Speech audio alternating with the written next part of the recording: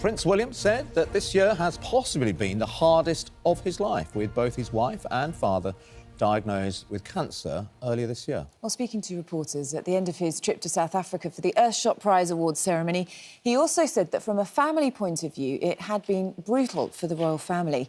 With us to discuss this further is royal commentator Sarah Hewson. Good morning to you. Morning, Charlotte. It's interesting, isn't it? Because, you know, we were talking about this before, and I think we're definitely seeing more of an opening up from the royal family, aren't we? And they'd been honest about the cancer diagnoses that both the King and the Princess of Wales had had, and now we sort of are hearing more about actually the impact that it's had on them. And the emotions behind it, because, you know, on every engagement that the Prince of Wales has been on, he's been asked, you know, how's your father, how's your wife? And he said, you know, doing well. And you get a very brief answer. But in this, he's gone into a lot more depth about just how it's impacted him. And the reporters questioning him said, you know, he took a big, deep breath, he lowered his voice, and then he said, you know, honestly, it's been dreadful. Hardest year of my life. And for someone who lost his mother at a young age, I mean, that's saying something, isn't it? Look, he had to deal with his wife's illness, his father's illness, both of their cancer diagnoses, and what that meant for him, trying to keep the family together, but also taking on the added responsibilities and facing his own destiny, you know, brought into sharp focus with his father's illness. So I think it's fair to say it has been very difficult for him. But in South Africa, we've seen him a bit more relaxed, and this is really candid from him, showing that level of emotion. Why do you think that is, though? 'Cause it's interesting you say that, so, you know, before now he's been very tight-lipped about it, as you would expect from the royals. Why the change now, do you think? Why are we seeing this sudden openness? I think we started to see it in September when we saw the Princess of Wales release that video, which was, again, remarkably open, showing them behind the scenes and the kind of intimate scenes of their relationship and their family life. They are, I suppose there's been a process of re-evaluation, and they are willing to give a little bit more now than they have before. I have to say, you know, from the people we've got, and it's not representative of everybody watching, but not a lot of sympathy for William. You know, James saying hardest of his life. There's people fighting every day to get by without the privilege of having medical care on tap and never waiting for anything, plus having the best of everything. Fiona, what is his most difficult year? Difficult on Charles and Kate, yes, but not for him. Ant says, I'm sure the millions using food banks and struggling to pay their bills will still feel sorry for him while his family takes in billions of pounds for doing absolutely nothing. And remember, this is in light of last week's revelations. I think people were, I think a lot of us in the media circles were quite shocked by this revelation. It's amazing journalism by the Times and Dispatches that the royal family have cashed in over £50 million through NHS, charities, armed forces.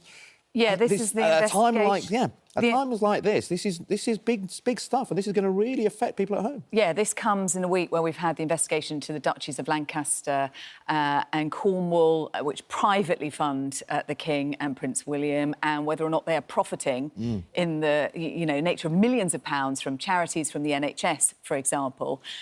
William's wanted the focus, of course, to be on the Earthshot Prize in Cape Town, but he's had that, and he's also had Trump's presidency to steal the headlines as well. So, look, now we do find him on the front pages of a newspaper, and a cynic might say, well, if you're going to talk about your wife and your father, then you're going to get there. But I do think that they are reluctant to go this far, and they are reluctant to make it personal. Yes, I sympathise, there are a lot of people who haven't had the benefit of the treatment that his family has had. But as a father and a husband, I think is what we're seeing him saying I think here. There's no doubt. And obviously, I always say this about William and Harry, that to lose their mother like they did at such a young age, it's devastating. And I think that will have been at the forefront of his mind, looking at his own children this year. Totally agree. Just on these investigations last week, before we let them go, do you think we're going to see any change from the royal family and how they conduct their business affairs within the Duchies of Cornwall and Lancaster? Yes. Yeah. I mean, look, there are certainly calls for greater transparency around the way in which they pay tax, where they're taxed, whether they should be paying corporation tax, for example. At the moment, the Treasury doesn't seem to be pushing forward on that. I think it's certainly something that will be being discussed behind closed doors and needs to be. OK. And just on William then, and we were talking earlier on about sort of Donald Trump and the special relationship that will now be tested between him and the Labour Party and Keir Starmer. We know that he's a big fan of the royals. I mean, he was a big fan of the Queen. you know, if he's afforded a big palace visit, a state visit to the palace, that could really help relations. So William has a real chance, and King Charles has a real chance to sort of adopt a new role in a way, I think. Well, this is where the soft diplomacy comes in, and you know, Keir Starmer's government needs to do some PR with a bit of backpedalling on some of the comments that have been made previously. Backpedaling, thanks to David And it would Lammy's suit the royals comments. to do this as well, wouldn't it, in many ways? Well, look, they have to act on behalf of the government. So if the government says, actually, you know what, it would do us some favours if you would do some schmoozing with Donald Trump. Can we invite him here? Look, he was last here in 2019, so it would be quite soon for him to have another state visit. Could we see the King heading to the United States? The last monarch, British monarch, to visit the US was the Queen in 2007, so it's a long time ago. And that's part of their job. And whatever you think privately, that's what you've got to get on with. Although we know they're pen pals. Melania and the King write to each other. Do they? Yes, You they wonder do. what kind of topics they discuss. Apparently it's the environment, not a topic she discusses at length with her husband. No, and I was going to say probably thought. not a topic that I imagine Charles and Donald Trump are going to have much in common about, is it? Well, I suppose, like many people, Charles will have to sort of ignore some of the comments that Trump might have made in the past. And I highlighted an interview he did with Howard Stern some time ago where he suggested, and I won't say this word for word in his quote because it's quite vulgar, but he suggested that he could have got quite close to Lady Di if he wanted to. Yes, he did. And he also made remarks about the Princess of Wales when she was photographed sunbathing topless. And he said, well, you know, it's her fault, frankly. She should have put her clothes on. So he's had plenty to say in the past. But as you said, Adil, he is a big fan of the royal family. He's a big supporter of King Charles. The King wrote to him after the assassination attempt as well. So there is regular communication with them. Yeah. And, you know, he's got a big ego and he likes that ego to be massaged.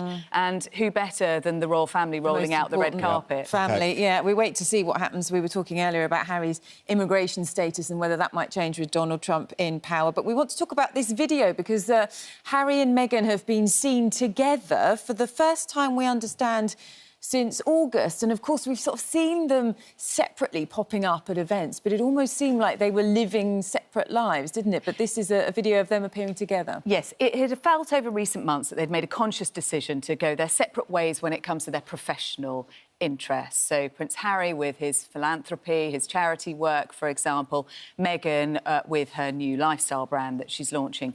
But we've seen them come together for the first time. They've done a 2-minute video. It's an introduction for a global conference on online harms for children. This is something that they feel very strongly about. They've been working on for some time around Archwell, and it is one of their joint projects. They're fewer and further between now, but this is certainly one that they feel very strongly about. And looking ahead to Remembrance Sunday, you know, obviously a big day for the nation, but a big day for the royal family as well, who'll be leading the nation in that remembrance. And we wonder whether the Queen will be there. She wasn't able to make... it was the Field of Remembrance, Fields of Remembrance yesterday. Because she hasn't been well.